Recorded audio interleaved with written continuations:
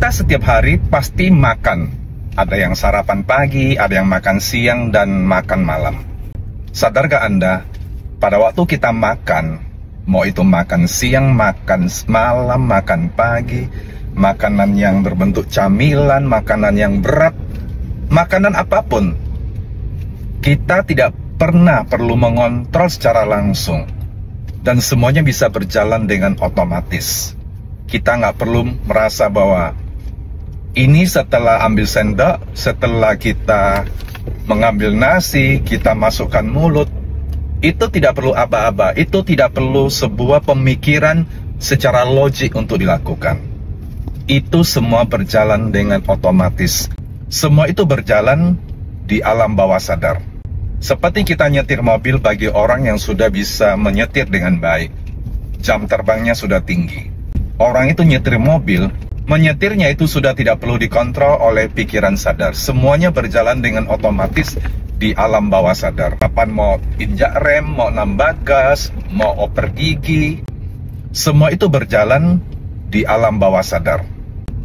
Dua contoh ini, kita makan dan kita nyetir mobil, semuanya itu bisa berjalan secara otomatis tanpa perlu dikontrol secara pikiran sadar. Karena itu kita lakukan sekian lama. Bicara jam terbang, ya apalagi soal makan. Dari kecil kita sudah melakukan namanya makan. Pada waktu kita masih kecil, orang tua mengajarkan kita hal-hal yang menancap dalam pikiran bawah sadar kita. Misalnya beberapa pengajaran dari orang tua yang membuat itu menjadi sebuah program, menjadi pikiran bawah sadar yang nancap. Dan itu bekerja secara rutin, bekerja secara otomatis, bekerja terus-menerus di dalam pikiran kita tanpa kita sadar. Contoh, orang tua yang mengajarkan bahwa uang itu susah dicari. Menghasilkan uang itu susah. Ada juga yang mengatakan bahwa uang itu jahat.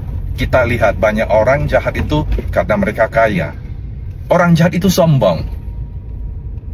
Menjadi kaya itu berbahaya karena bisa membawa kita masuk ke neraka. Dan banyak hal yang terjadi.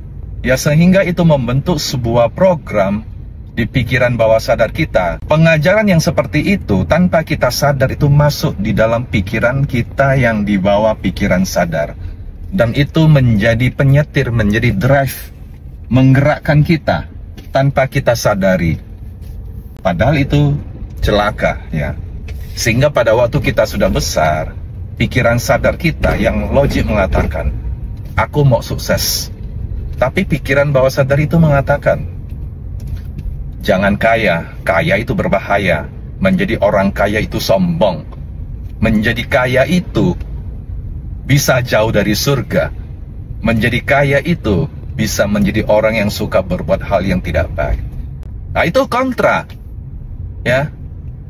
Terus pada waktu kita mungkin sudah besar, sudah terjun di kehidupan, dan kita mengatakan bahwa kita harus merubah, bahwa pikiran kita harus dirubah. Mindset kita harus dirubah bahwa menghasilkan uang itu gampang. Nah, kita percaya pikiran secara logik, secara pikiran sadar, bahwa menghasilkan uang itu mudah. Namun pikiran bawah sadar kita lagi-lagi berkata lain, yaitu bahwa uang itu susah dicari. Menghasilkan uang itu harus banting tulang, jungkir balik, bekerja siang dan malam. Itu pun tidak mendapatkannya. Nah, itu beberapa contoh saja. Masih banyak hal lain yang membuat pikiran bawah sadar kita terprogram sehingga kita untuk melawannya itu susah. Apalagi pikiran bawah sadar itu mempengaruhi hidup kita itu 88%. Pikiran logik kita yang sadar itu hanya peranannya 12%. Acap kali akan kalah. Itulah salah satu sebab hidup kita nggak bisa mengalami sebuah terobosan. Kita ingin, pikiran sadar kita ingin mengalami terobosan, ingin melakukan sesuatu yang kita sudah tahu bahwa itu harus dilawan. Namun, melawan pikiran bawah sadar yang puluhan tahun terprogram dari kecil, dari lingkungan keluarga, dari lingkungan sekolah, dari lingkungan mungkin di keagamaan yang mengajarkan bahwa menjadi kaya itu tidak baik, punya uang banyak itu nggak baik. Dan kita juga mungkin melihat fakta bagaimana orang kaya yang melakukan kejahatan. Orang yang sebelumnya miskin kemudian menjadi kaya dan berselingkuh meninggalkan istrinya yang menemani pada waktu dia masih susah. Itu fakta yang membuat kita susah melawan. Padahal kalau kita mau mencari kebenaran di balik itu, bahwa orang yang kaya, banyak juga yang suaminya begitu setia. Banyak orang kaya yang suka menyumbang untuk keagamaan, pembangunan rumah ibadah. Banyak juga orang kaya yang suka bersedekah, suka menyumbang untuk membantu orang miskin, janda, anak-anak yatim piatu. Banyak juga orang kaya yang bisa membantu orang yang kesulitan untuk pengobatan dan lain sebagainya. Nah, kita harus mencari fakta-fakta seperti itu. Dan kita juga harus berusaha supaya kepercayaan kita, program lama yang tertancap begitu kuat, harus kita berusaha untuk menggantinya. Supaya apa?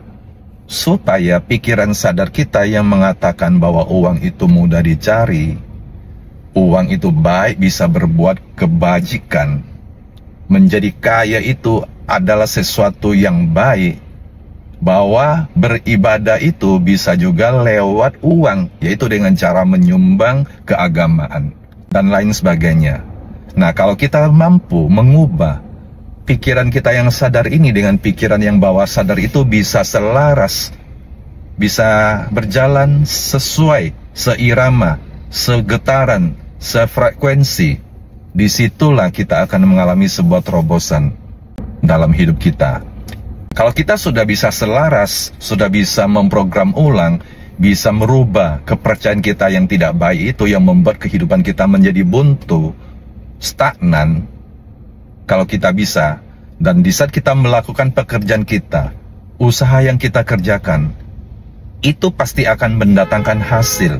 Karena apa? Karena dalam diri kita, di dalam pikiran sadar kita itu sudah tidak menolak, sudah bisa menerima, sehingga hasilnya bisa kita dapatkan. Percayaan yang lama yang masih seperti itu kita nggak bisa singkirkan, sehingga kita berusaha bekerja jungkir balik. Itu ada retensi, ada penolakan. Hasilnya bagaimana? Ya, hasilnya begitu minim. Bahkan kita merasa bahwa hidup itu begitu susah untuk mendapatkan apa yang namanya berkecukupan, apalagi keberlimpahan. Yuk kita bersama-sama belajar supaya kita bisa memprogram ulang pengetahuan kita, kepercayaan kita, program yang lama. Kita sama-sama belajar untuk singkirkan supaya hidup kita dalam bisnis, dalam pekerjaan, dalam apapun bisa mengalami suatu terobosan, suatu kemajuan.